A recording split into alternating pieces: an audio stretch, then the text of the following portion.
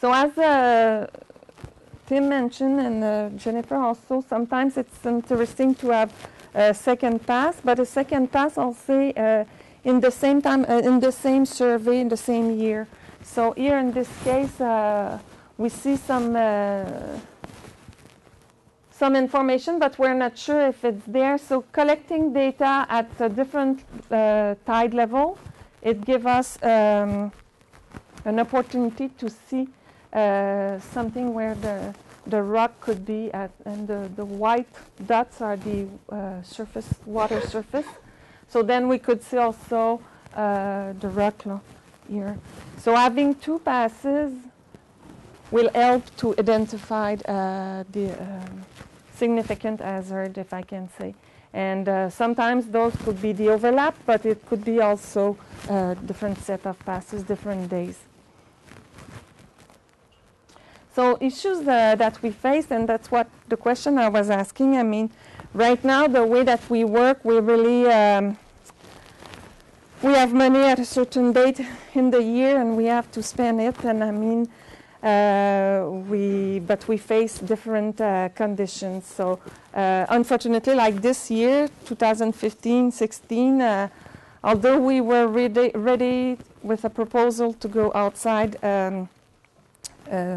for a bid from for the companies, due to some priorities with Public Works administrate the money for us, so the contract, I mean, and due to infrastructure projects, priorities under the government that was there at that moment, and also due to the election, our bid was reported, went out to the company just after the same week as the election. So we will have, it closed yesterday if I'm correct, so we will have to analyze those results. So it's a bit, as you said, November, December, it's not the time of the season where we would like to operate. But at the same time, this is what we have to face. So in weather conditions, that's really a challenge for us. And the way of facing that right now, it's having a B plan and a C plan and several sites available to us. So depending where we, about the conditions, we could avoid some area and go in other. The water turbidity, that's the same thing also. I mean, we've realized that, and we just start to get more and more knowledge, talking with others, and a place like here, for Stephen, it's a good place to meet with people and have the chance to discuss of all the technical aspect and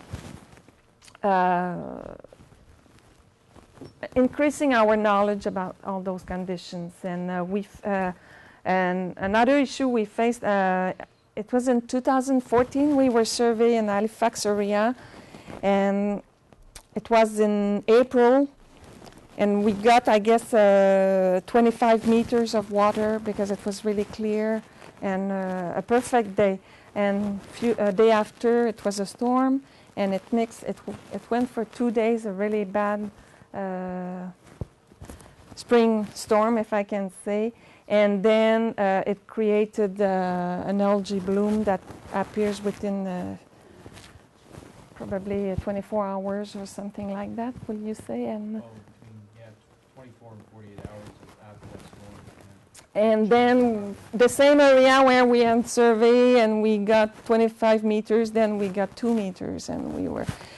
So it's myself as having the money also, it's difficult to deal with and to accept, and that's why also it's important. More knowledge we have, it gives us a better way of planning, and this is really the key message I want to say today, and be able also to convince those who are providing us the money, because having access within the Government of Canada, often we'll see the money at the end of the fiscal. Again, it's difficult. January, February, March, you don't have a lot of place where to go.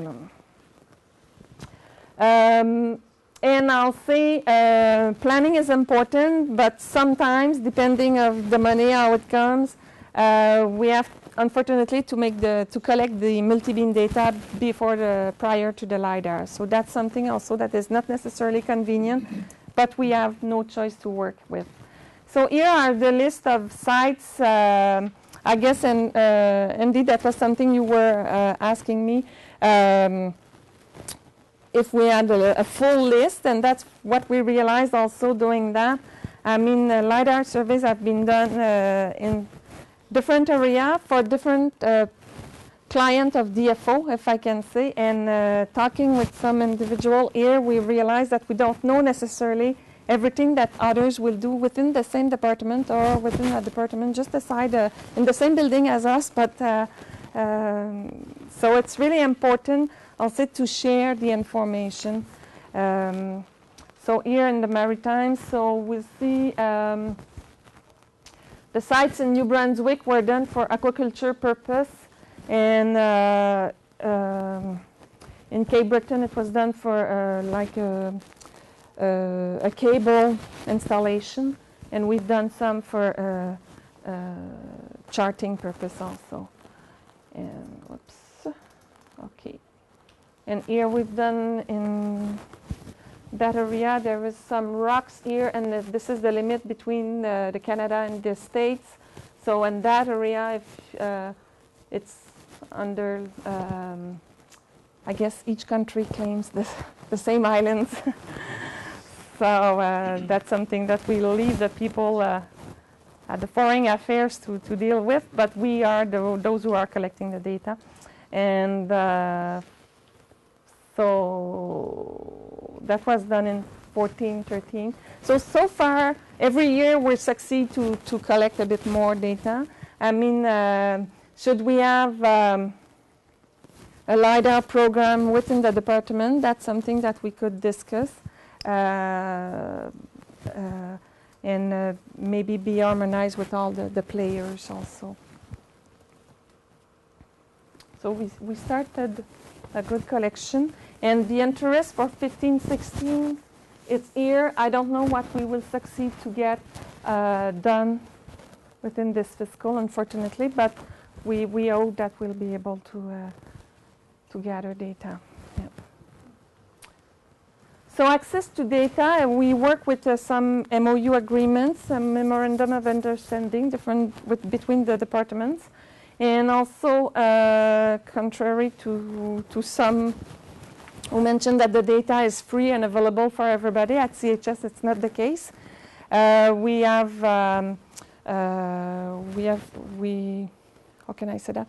We're under a target revenue policy, so we have to send back our money that we on sales to the Treasury Board. So that's something that is limiting us, and I mean, we have no choice. But data is available. I mean, it's public data, so we're able to provide that. There is some metrics of price that exist and that can be asked for any those of you who are interested. And there is also agreement possible with some academia that you are aware of them. And data could be accessed also depending of some agreement that we have with the partner. So in conclusion, we've observed over the years that the LiDAR and the multi-beam mixed together, it's really win-win situation. When we succeed to collect one after the other one in a manner that we're able to identify the gap and act on it. A good planning is necessary to have access, to be ready also when we have access to the money. We see also within the government, like us, having a legal mandate on our products. It creates, sometimes we go in court, not necessarily because we are pursued, but we could go as witness also, depending on incident that happens. And what we've seen over the years, it's when there is, in Canada, when there is a pursuit, all the departments, the federal departments, are in the same group. We are the Crown, and doesn't matter if it's DFO, Ocean Management versus CHS, it will be all together. So it's really, to me, it's really important that we sit together, we define mechanism of sharing data, but also knowing who has the interest where, and be able to better plan where we go.